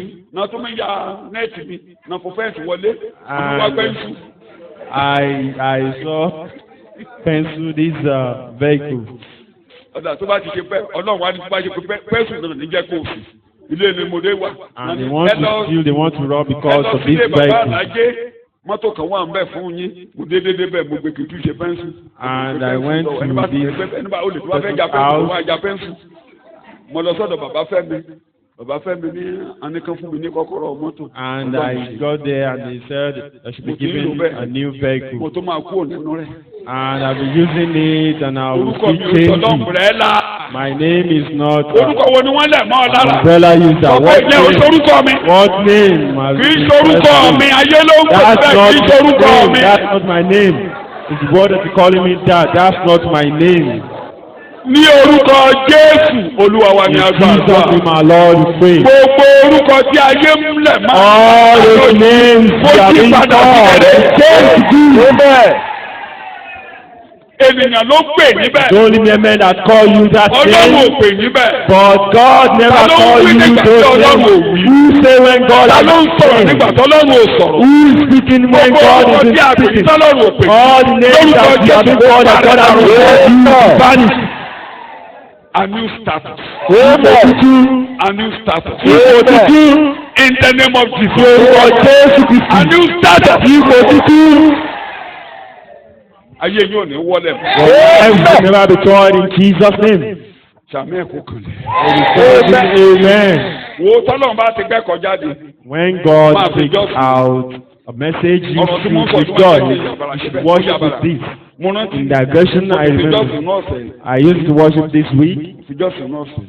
I still use it to worship this week. Mordecai ló jẹ́ kí n jọ́sìn débẹ̀. Mordecai pushed me to this. Ẹnu ọ̀nà ló ń jókòó sí. He used to sit down at the doorstep. He sits down at the doorstep, and Haman will just kick him as Pípa la máa pa. unimportant person Gbogbo àwọn that tó you bínú rẹ̀. kill.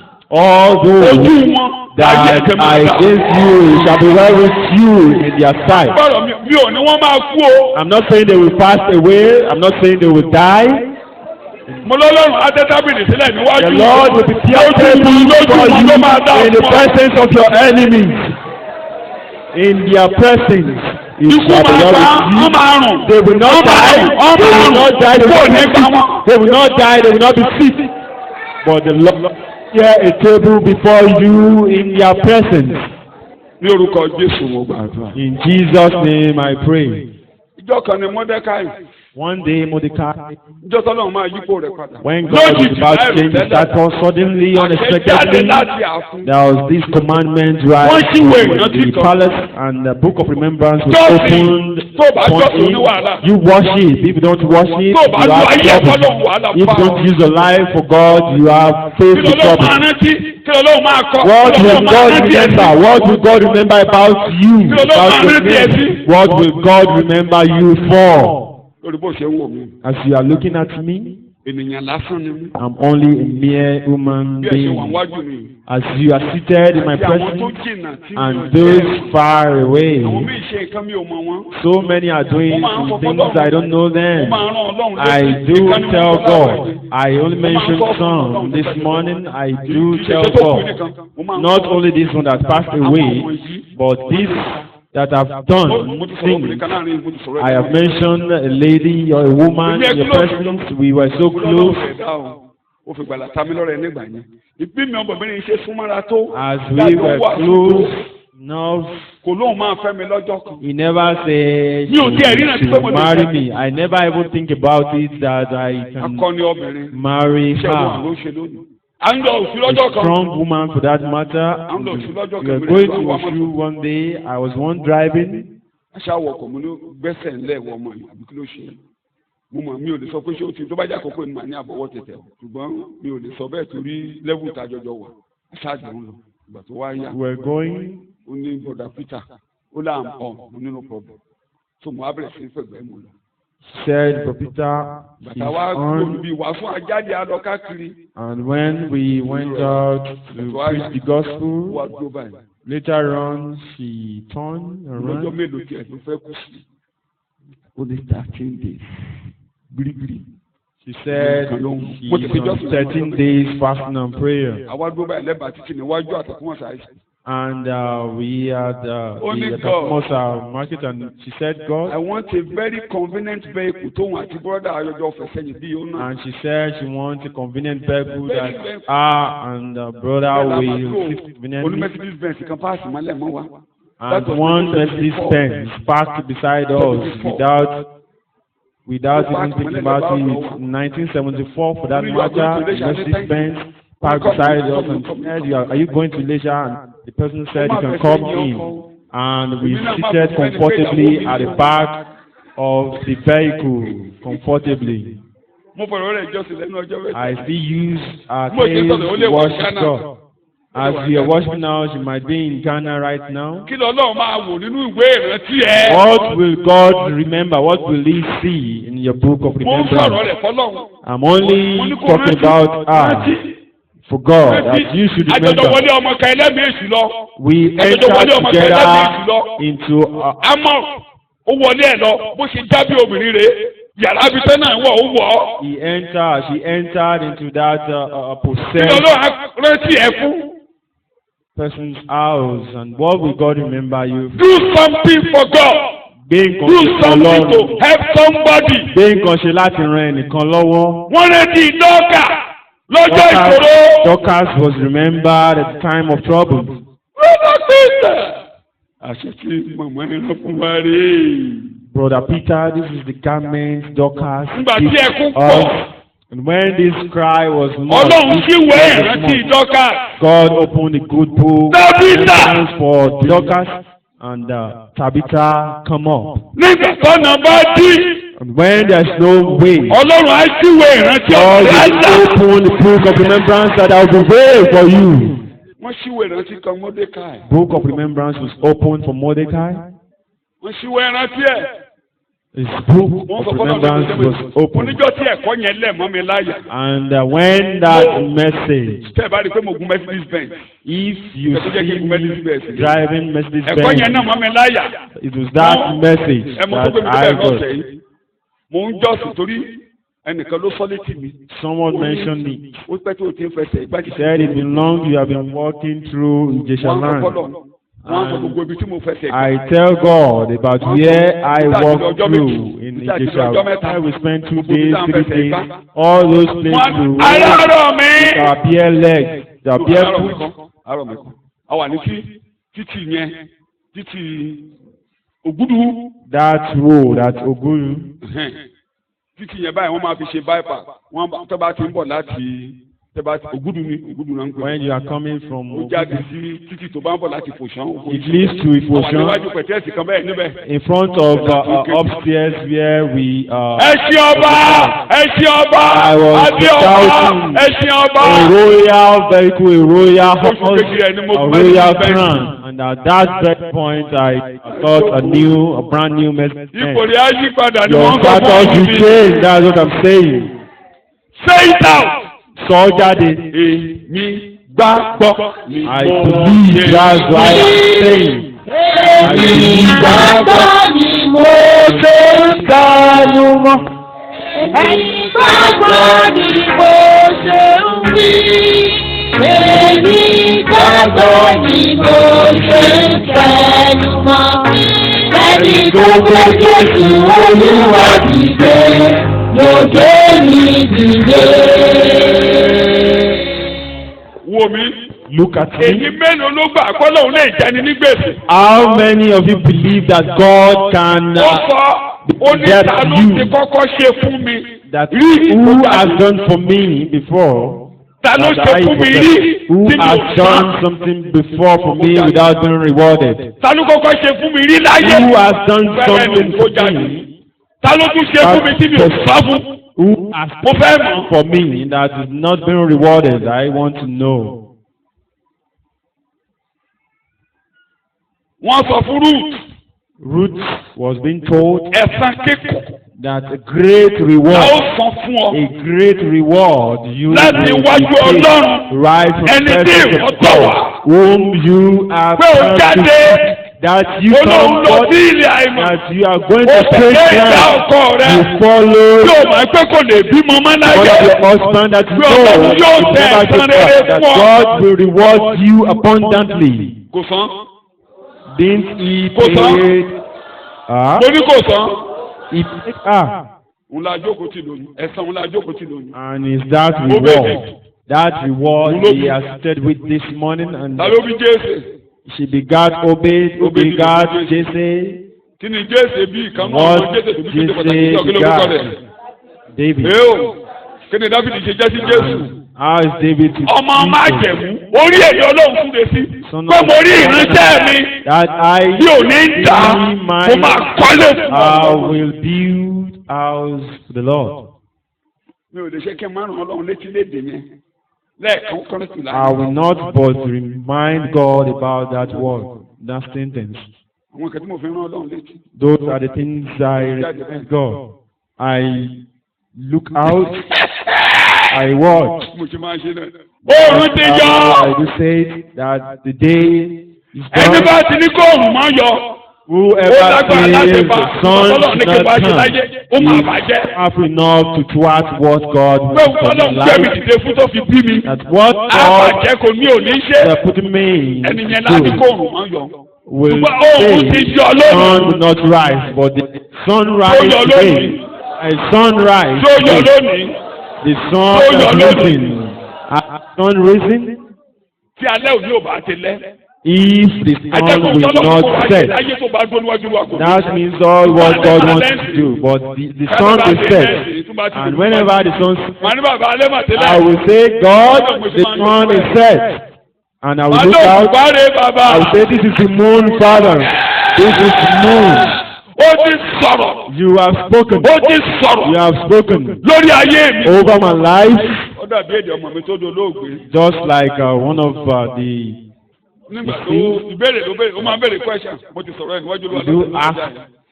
mo ló máa ń béèrè ìbéèrè mo lọ́mọ yẹn lọ. You do ask. ó ṣe mí níkà o mo sọ fún ẹ pé ó ṣe mí níkà ṣùgbọ́n kò lè lọ. I say you nǹkan tó fẹ́ kó ṣe láyé tí ò don't ṣe yẹn believe him. àwọn kan máa ṣe é nu ilé. What you want him to do that you ó jẹ́ ní believe gbèsè him. nínú àdúrà mo ti sọ. Some will do it in your life.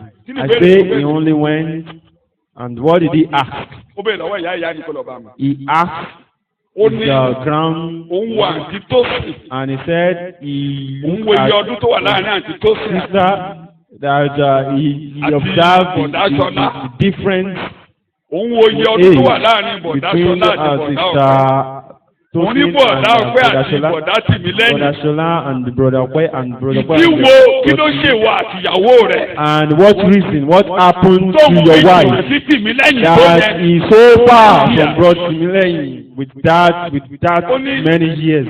irú àìsàn wo ló ṣe yìí. And he said, what kind of sickness are you faced with? wà lọ́wọ́ kékeré. You will say, Emir, ní àṣà àìsàn. I answered, I replied, mo lébi ni mo ní mi ò bímọ mọ́.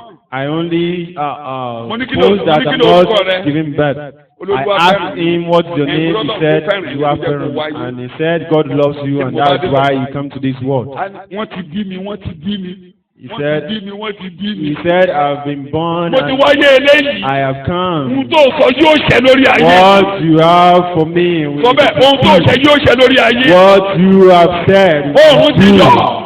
The sun Òṣùpá has ti yọ risen. lónìí. The moon, the àkọọ́lẹ̀ sun rẹ has yóò ṣẹ lórí risen. ayé. Your written document will be fulfilled over my life.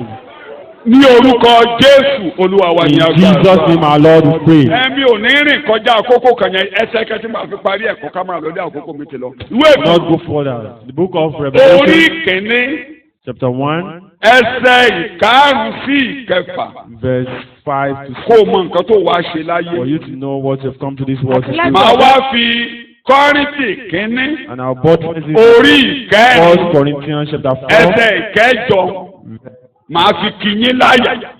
to give you confidence. Bíbélì ń sọ̀rọ̀ àti láti ọ̀dọ̀ Jésù Kristi and from Jesus Christ, ẹlẹ́rìí olóòótọ́ the faithful and trustworthy witness, àkọ́bí nínú àwọn òkú the firstborn of the dead, àti aláṣẹ àwọn ọba ayé the prince, ruler of the kings of the earth, ẹni tí ó fẹ́ wa to whom whoever loved us, tí ó sì wẹ̀ wá nínú ẹ̀jẹ̀ rẹ̀ kí ni a fi wẹ ẹ̀jẹ̀ wa nù? ẹ̀jẹ̀ Jésù He used to wash our sins. kúrò nínú ó tó. ẹ̀jẹ̀ from our sins by his own blood. bóyá wà ń bí tí o ti rò pé bóyá inú Ọlọ́run ò yọ sí ọ. Maybe you are still here and mo ń ṣe ìfilọ̀ pé ẹ̀jẹ̀ Jésù ń bẹ think lórí. God is not pleased with you. I'm announcing that the blood of Àwẹ̀ Jesus is there for you, àfùfùjọ and you'll be washed. You will be whiter than this. bí pé ò lẹ́sẹ̀ rí. As if you are sinless. ẹ̀jẹ̀ yẹn ni a fi rí àyè lọ́dọ̀ Ọlọ́run ẹ̀dá. And it's through this blood we have Ó wẹ̀ wá. the presence of the Creator. He washed ó us, ní ẹ̀jẹ̀ and He ló said, fi rà mí. ẹ̀jẹ̀ ni Jésù fi rà mí. ìṣẹ̀lẹ̀ tàbí ọmọ màlúù sọ bẹ́ẹ̀. ẹ̀jẹ̀ rẹ̀ ló fi rà mí. sẹ́rí ẹ̀ bá. bow down your head. ẹ̀jẹ̀ Jésù la fi wọ ẹ̀ṣẹ̀ mi nù. Blood of Jesus wash my sins. kò fún tó lè wẹ̀ nìyẹn mọ́. Nothing can wash. òun ni mo ṣe rí àyè níwájú rẹ̀. And that's why I have space. mo rọ̀ mọ́ ẹ̀jẹ̀ Jésù I hold on to the láàárọ̀. blood of Jesus this morning. mo rọ̀ mọ́ ẹ̀jẹ̀ I Jésù hold yẹn láàárọ̀. on to the blood of Jesus fún this ìwọ̀n morning. máa ń gbogbo àbàwọ́n. For the cleansing of Àwọn all ọkàn mi, iniquities, all àwọn sins, ìgbàdí all ayé mi, blemishes, àwọn òórùn tó rùn sí ọ. devils, all mo rọ̀ devils. mọ́ ẹ̀jẹ̀ I Jésù. hold on to the blood of mo Jesus. rọ̀ mọ́ ẹ̀jẹ̀ I hold on to the Jésù. blood of Jesus kó wẹ̀ mí nù to pátápátá. wash me sin clean totally. ní orúkọ Jésù ni mo gbàdúrà. In Jesus' name I pray. láàárọ̀ yìí This morning, gbogbo àbàwọ́n ẹ̀ṣẹ̀ láàárọ̀ yìí. all blemishes of sin, the blood of Jesus will wash them kéèkì totally. Ọlọ́run kò ṣẹ And the mọ́ plan of God will be fulfilled. Jésù Olúwa wa. In Jesus' name our Lord. lajú. Open your eyes. ìdí wo ló fi fẹ̀jẹ̀ wẹ̀ wá. What are the reasons jẹ́ kẹ́kọ̀ọ́ yí why ọ. He cleansed us with His mo fẹ́ blood? parí ẹ̀ pẹ̀lú ẹ̀kọ́. I want to ìdí wo ló fi end with fẹ̀jẹ̀ the wẹ̀ message. wá. What are the reasons bíbélì rẹ̀ kàn. He cleansed Jọ́sì us ti with wá His jẹ blood? ọba àti àlùfáà fún Ọlọ́run. ìdí wo Ẹ̀jẹ̀ ti wá jẹ ọba àti àlùfáà fún tó bá Ọlọ́run. ti fẹ̀jẹ̀ wẹ̀ wá tán. After He has cleansed kí us ló with máa fi wá His blood, jẹ? He will Ìfọwọ́jẹ́ forgive ọba our Ẹ̀kẹ́ni. sins. àti I'm àlùfáà free. fún Ọlọ́run. Wọ́n ní unto màá God. lọ bẹ́ẹ̀. Tàlùfáà I'll use yìí one. pàdé mi níjọ́ mẹ́jọ. But that of priest you meet me next week. mi ò ní làágùn torí I will ẹ̀kọ́ not ìjẹ́jọ́ sweat much because lórí ọ̀rọ̀ ọba.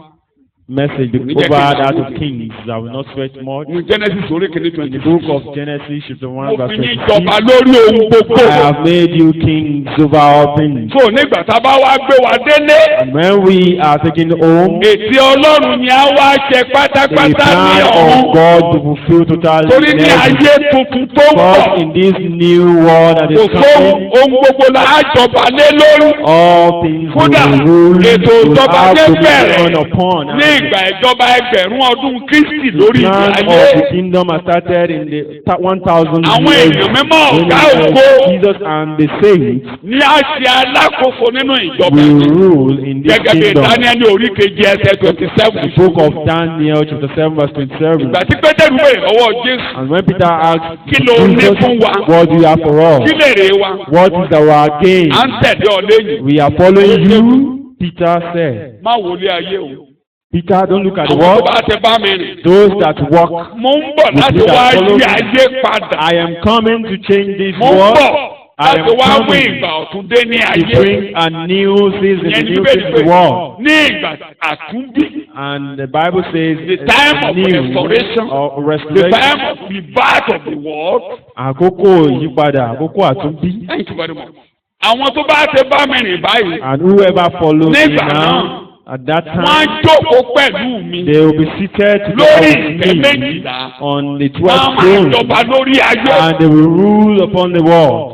ìtẹ́ Ọlọ́run ayébáyé ni. And that's the plan of Ìgbà tá a bá God. wá dé inú ìjọba ẹgbẹ̀rún And Kristi. when we go to the Ah, mà jókòó 1,000 láti years, jọba. we will sit together with Ṣé Bíbélì him yí ọ̀dà? to rule. Are you clear? Tàlùfáà pàdé mi níjọ́ méjì. The priest will meet next week. So ètè ayébáyé nìyí. And that's the Ìgbà tí eternal Jésù plan. wá parí iṣẹ́ ìràpadà. And after Jesus Christ did the work of redemption, Ó wẹ̀ wá. he washed us. Kò ṣe pé yóò fi wá jẹ ọba. Not that we made Ó fi wá jẹ all kí ni o? that made all kings. Tó bá ti lé èèyàn jẹ́ ọba. Kí ni When- ìtumọ̀ rẹ̀? Aláṣẹ. What we mean by king Àbí bẹ́ẹ̀ kọ́? is a Kí ni mo commander. gbé? A commander. Kì í ṣe àwọn ọba tí ò láṣẹ mọ́. Not all those kings without authority. Torí nígbà They tó bá can't jẹ́ ọba command. nílẹ̀ Yorùbá. Because when kings are still kings in Tó bá wá Yoruba jẹ́ land, láyé. if you are still kings, whatever you want, Ọba lè gbẹ́sẹ̀ lé ọmọ rẹ̀. the king can even Ọba ti feed your jẹ́ ọba child àgbélé or rẹ̀. your children, and whenever they Ọmọ bring nǹkan tó ń tọ́ ní the yunifásitì. king's Àfi ló ti máa bá. spouse, the children or the child Ó ló ti máa bá that ní. you send to Ta ló school, gbẹ́sẹ̀ lé? you know, the king Ó lè has gbẹ́sẹ̀ lé already dájú ẹ̀. seized her. Ní ọba gbẹ́sẹ̀ lé. The king might seize her Torí ọwọ́ ẹ̀ làṣẹ wa. because he has all the Ẹ̀yin náà ẹ lọ authority. wo ti Bíbélì. You go and look at the scripture. Ọlọ́run nìkan ló máa ń yí àṣẹ ọba padà. It's only God that can Ti change Mẹ́díà àti Páṣíà tí Hand of ẹnikẹ́ni. the law of Media and Persia that no one can change. Ìyẹn ni Jésù wá ṣe. And that was what Jesus Christ came Gbogbo àwọn tó to ti do. ń jọba ní olórí. Whoever has been ruling over Gbogbo you, òfin dáṣe all the laws lórí. that Tí ẹnikẹ́ni ò lè yí padà that no one can Torí change, ẹnìkan jáde. because Ó sọra rẹ̀ one dọ́gba. and he made Nínú himself Genesis king. ló ti The dọ́ra ẹ̀ book dọ́gba. of Ó Genesis. jí ọba gbé lọ́wọ́ Ádámù. He Ó wá retrieved ní kingdom gbogbo from ayé wà ní Adam, àkóso òun. and he has all the kingdom Náà ní in ó his ti hand. kọ̀wé tí a ò lè yí And padà. he has written Irú òfin books, náà ń kọ laws lórí that Ámánì. can never be changed. That Òfin náà ń kind kọ of lórí law that's gbogbo been written pé against Haman, against ìyàdẹ you, máa kú, that ẹ̀kọ́ máa sunkún, you will ìdílé máa die, ṣẹ̀yà kú, you ara ló máa. will, Òfin tí èkú kọ nìyẹn. and that's what Ṣùgbọ́n nígbà tí the devil Jésù has fẹ́ written. kọ But lórí when ìtẹ́, Jesus Christ died nígbà and the tí marriage Ẹ́sítérì déwájú sacrificed to the Ọlọ́run, throne, just like tí Esther when he ẹ̀jẹ̀ went yẹn to wá the déwájú presence of the Ọlọ́run, king, tí when the Olúwa Lord wá got rí the ẹ̀jẹ̀ presence of lórí pẹpẹ. the Lord, when the Lord saw Let the it blood be on the river. altar, ó yí Gbogbo padà. àkọọ́lẹ̀ ìnira, let it be All river. written document of sorrow to Àkọọ́lẹ̀ the ikú, past. let it be All river. written document of death to the Àkọọ́lẹ̀ past. ìfọwọ́tálẹ̀, All let it written be river. document of property to the past. Gbogbo ohun tó ń jọba lẹ́yìn lórí, All let it be river. written over you to the past. Dípò kẹ̀kẹ́ máa wọlé, ẹ Instead of jọba. it to you will rule. Ẹ máa ṣe àkóso àwọn You will aninilára. have Ẹ máa ṣe àkóso over àwọn all aninilára. afflictions. You will rule over all afflictions. Tẹ́ bá kàwé yẹn dáadáa. If you read that book very Àwọn well, Júù ló dìde. the Jews rose Ní up ọjọ́ gan tó yẹ kí òfin Ámánì máa ṣẹlẹ̀ on that day that the law of Haman ought to rule over them. They Àwọn went olójọba lórí out ọ̀tá. and Ó jọba lórí vengeance. They Ó rule jọba lórí wàhálà. You will rule over poverty, over trouble. All those that have turned your life Ọba ni upside mí. down. Adéwẹ̀ They nínú say ẹ̀jẹ̀. that you are Nínú ẹ̀jẹ̀ you are being Jésù washed wẹ̀ with mí. the blood of Ẹ̀jẹ̀ Jesus. Jésù The blood of Èmi Jesus ni has ọba. washed you. I am Ọba a ni king. mí. I am a Ọba ni king. Gbogbo àkọọ́lẹ̀ All rìbá. documents àkọọ́lẹ̀ rìbá. rìbá. All Rìbá. evil documents rìbá. Reverse. Rìbá. Ayú padà In the name kó máa of yí padà rìbá. lórúkọ Jésù. Rìbá. Kó máa yí padà lórúkọ Rìbá. Jésù. Ẹ yí padà lórúkọ Rìbá. Jésù. Kó máa yí padà lórúkọ Jésù. Life. Reverse in the name of Jesus. Máa sọ kó rìbá. Tọ́ba lò níbi Continue to confess. rìbá. So that you will Tọ́ba lò ní lọ́kọ rìbá. that you Tọ́ba lò ní marry, rìbá. never get work, never be employed, Ọba rìbá. ni mí. I am a king. I am a Tọ́ba king. báyìí. So I am ruling. Tọ́ba pẹ̀lú I am ruling and I will rule together with the king. ayérayé ọba I will rule ayérayé. I will rule. Ọba lónìí ọba lọ́la ọba I am lónìí a ọba king lọ́la today, ọba lónìí ọba tomorrow. lọ́la. I'm a king today and tomorrow. Ọgbẹ́ ọba ni mí. Don't you know I'm a king? Torí bẹ́ẹ̀ ni mo ṣe For this wọ́n. reason I am Torí born bẹ́ẹ̀ to ni wọ́n ṣe bí mi. war. For this reason I am born. Torí bẹ́ẹ̀ ni wọ́n ṣe bí For mi. this reason I am Torí bẹ́ẹ̀ born. ni mo ṣe wáyé. For this reason I have come to war. Reverse in the mighty name of Jesus. Reverse. Ní orúkọ Jésù ni mo gba àdúrà. In Jesus name I pray. mo parí ẹ̀kọ́ síbẹ̀ dédé lórí ẹsẹ̀ rẹ̀ bàbá wa Rise to your lọ́kọ́ feet. ó kó wa síkù. Our Wọ́n ní Father pé ìwọ ẹ̀yọ́ ọba ni ó bí. carried us Ó ní in bẹ́ẹ̀, ó ní bẹ́ẹ̀ his lájẹ́ belly bíbí. and he said, are you king? He said, that's Ó ní why bẹ́ẹ̀ I lájẹ́ come. ràmẹ́ padà. That's why I'm being Ó ní redeemed. bẹ́ẹ̀ lájẹ́ wẹ̀jẹ̀ ẹjẹ́ That's fún mi. why the blood of Jesus Níbẹ̀ lájẹ́ tún mi cleansed bí. me. That's why I'm being Ọba ni born. mí. I am a king. Ọba ni mí. I am a king. Ọba ni mí. I am a king. Farúkọ Jésù lẹ́ẹ̀mẹ́ta. Call on Jesus' name three Ìwọ times. eléyìí ọba ni mí. As you this Ọba king, ni I am a mí. king. Ọba You ni mí. this trouble, I am a king. Lọ́wọ́ lọ́rọ̀ mi ọba ni You mí. this challenge, I'm a king. Ọba You ni withdraw. mí. You withdraw from my life, I'm a Ọba king. ni mí. That's why I'm being born. Bẹ́ẹ̀ ni mo ṣe wá. That's why I'm being born. That's why I've come to this world. Ní orúkọ Jésù ni mo In gbà. Jesus' name have I prayed. Láti àkókò yìí lórúkọ Starting Jésù. from this moment, in Ọba Jesus' ni nínú name, ìjọba you are ayérayé. kings in eternal Torí kingdom àdéhà yín padà. because you have been redeemed. Nígbà tí Jésù bá dé, ẹ ó When jọba Jesus pẹ̀lú comes, rẹ̀. you will rule together with him. Wọ́n láti àkókò yìí. But right from this moment, Ẹ máa ṣe àkóso àwọn aninilára. you rule over creatures. Ẹ tẹ ìjò mọ́lẹ̀. You will trample upon Ẹ snakes. tẹ àkékè. You will trample upon scorpions. Ẹ rìn lórí gbogbo agbára. And you will walk over the power Ẹ of jọba darkness. lórí ìnira. You will walk, you rule over Gbogbo àwọn affliction. tó kọ̀wé ìjọba lé yín lórí All kó those padà. written documents will change. Kẹ́ni padà will máa back. jọba láti àárọ̀ You yìí. should continue to rule. Ní orúkọ That's what this Jésù mo moment. gbàdúrà. In Jesus' name I pray. Sàmẹ́yàn mẹ́ta. Amen. Amen. Amen. Amen. Ṣé Olúwa ṣeun láàárọ̀ yìí? Olúwa ṣeun. Lánàá pé Olúwa ó ṣe láàárọ̀ yìí. Open your Ó kó tó mouth lọ́wọ́ and say Ọlọ́run. thank you, Lord. Jésù Olúwa wa.